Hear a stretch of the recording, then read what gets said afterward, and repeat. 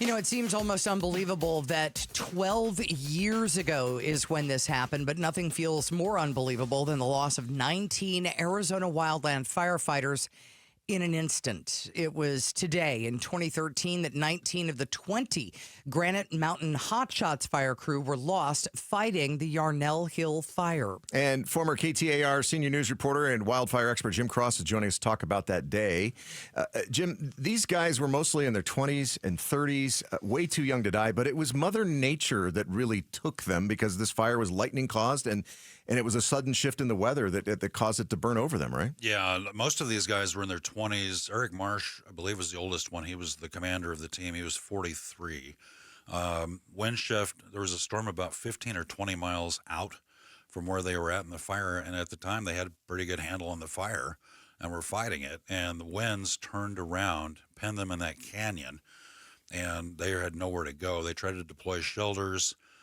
Shelters, fire was burning in that area about 2,000 degrees. Shelters are good 500-600 degrees less than that, so the shelters didn't help at all. But just a fire that was dominated by weather and a very dark day. Yeah. You know, when you take a look, they always have after effects where they go back and they look at something that happened and think, is there anything that we could have done? When they took a look at that fire and those deaths, could firefighters figure out any way to save those lives? I think there was a long study, a report investigation on it, and they found very little fault with what the firefighters had done. It was weather dominated. That's what caused most of it. They did leave what's called the black area that had already burned and moved to a different area to try to get away from the fire, and that factored in. Some communications issues, which they couldn't have done anything about. They tried to get a DC-10 over them, the big tanker, to drop retardant. They couldn't find them. It was my understanding with the tanker. So there were just a lot of things that factored in. By the way, the deaths of the Granite Mountain Hotshots in 2013, which of course happened 12 years ago today, that was the greatest loss of life for firefighters in a wildfire since 1933, the greatest loss of firefighters in the U.S. since 9/11. Yeah. So this is really a significant day. And I don't mean to give them short shrift, but we've got a lot of wildfire stuff to talk about with you, Jim, including this Oak Ridge fire, 1,800 acres burning on the Navajo Nation. They've had evacuations already, and there are more people in that set status, and it's at 0% containment. Yeah, it's at least 1,800 acres. You're familiar with that area. No more timber up in that area than people would think. So that's burning hard. I mean, like I said, it's probably at least 2,000 acres. No containment on it. They have, hotshot teams even from California fighting it. Right now, it's the biggest fire in Arizona. Not the biggest of the year, but the biggest one going right now, the most dangerous. Man, and you mentioned that there's a lot of timber in that area. What is the landscape like? Is this a very difficult region to fight fires in, or is it just all that wood? It's more rolling, and there's some canyons in there. To the best of my memory, like I said, Jim's more familiar with it than I am. It would be tough. I mean, you've got the heat up there.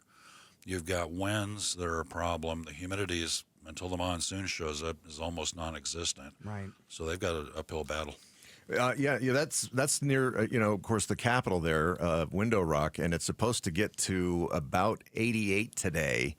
Yeah. So that's not going to be super hot, but that's hot enough to keep that thing burning, and they're not expecting any precipitation until tomorrow. No, that's hot for the high country. Yeah, it really is. All right, we got to talk about the situation in northern Idaho. This guy allegedly started a fire to lure firefighters in so he could shoot them, ended up killing 2 battalion chiefs. This is near where you grew up, and your daughter is a life flight nurse in this area, Jim. Yeah, she is. She was not on the missions on these. Life flight, I believe, was totally activated yesterday up there. I went to high school like 10 miles from there. I'm very familiar with Coeur d'Alene and that mountain. Used to go up there a few times. I was shocked when I saw it. I mean, and you've heard of things like this in the past, but if it happened here, it happened, where the territory. It was shocking, and to watch it develop. And you have a person who, from all accounts, started this fire deliberately, to try to lure in firefighters. And as soon as they pulled up, he opened fire and killed 2 of them. Third one underwent surgery and is still alive and is expected to survive. And then apparently he committed suicide, the shooter. But yeah, this is really rare. Well, and this was after a prolonged firefight with other first responders who came in then to respond to him. So, it's not like they didn't know where he was. They knew where he was, but he was holding them off. So he had to have been armed with an amazing amount of ammunition. And it makes you wonder, nobody really thinks of firefighters as being potential targets for any reason. Yeah, and for quite a while, they thought there was maybe more than one shooter. They said 1, maybe 4, because whoever this was moving around and shooting at different angles and from different spots. So they thought there might be more involved, and it turned out it was just the one. But yeah, it's just inexplicable. I mean, it's just I can't hardly even put words to it. Yeah. Hey, Jim, thanks for coming in. Yeah.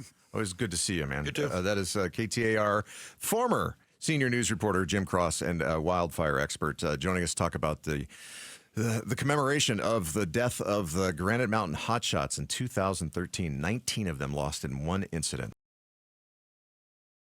Thanks for watching Arizona's Morning News. Click to watch more from KTAR News and hit the button in the middle to subscribe.